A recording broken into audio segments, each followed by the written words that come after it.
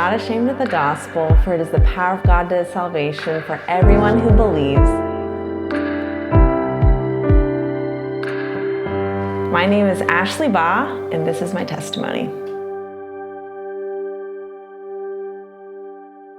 So what led to the moment on February 24th, 2015, where I very clearly was given the gift of faith and through God's grace.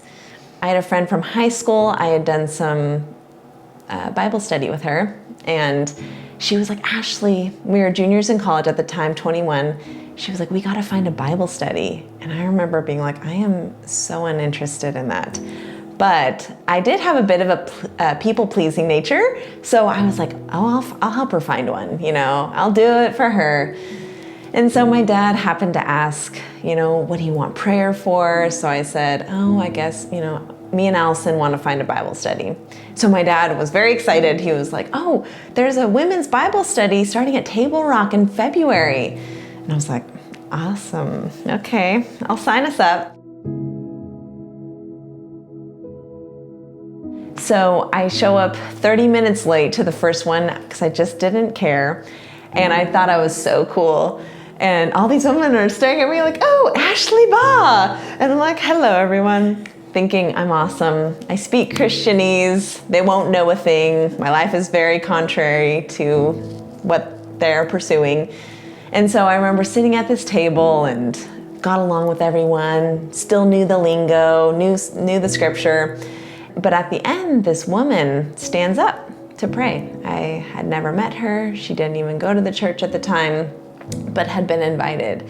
And when she prayed and we closed our eyes, I just felt this presence of love fill the room. And it was such a holiness. And I remember like, I want that. And I knew inherently to come close, I need to drop things in my life. And there was like a standard of holiness.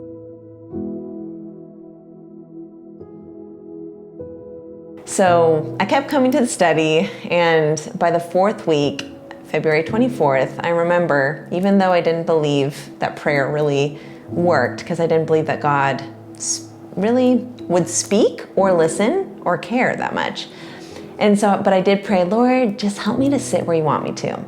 So I sat at that woman's table who had prayed, and she just was sharing so unashamedly the truth of the gospel. And I remember just feeling like I was melting on the inside, like, oh my goodness, I need God. And that topic of that week happened to be the self-sufficiency of God.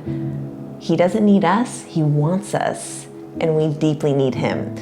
And so that day I drive home from that study and I am just sobbing and sobbing, and I was just saying sorry to God, repenting of everything that came to my mind. I was deeply convicted, and I get home and I pull up and I compose myself, and I remember just having this thought, do I tell my parents what's just happened? It was so real. And this little voice said, just let them see. And so I went in and began my new life.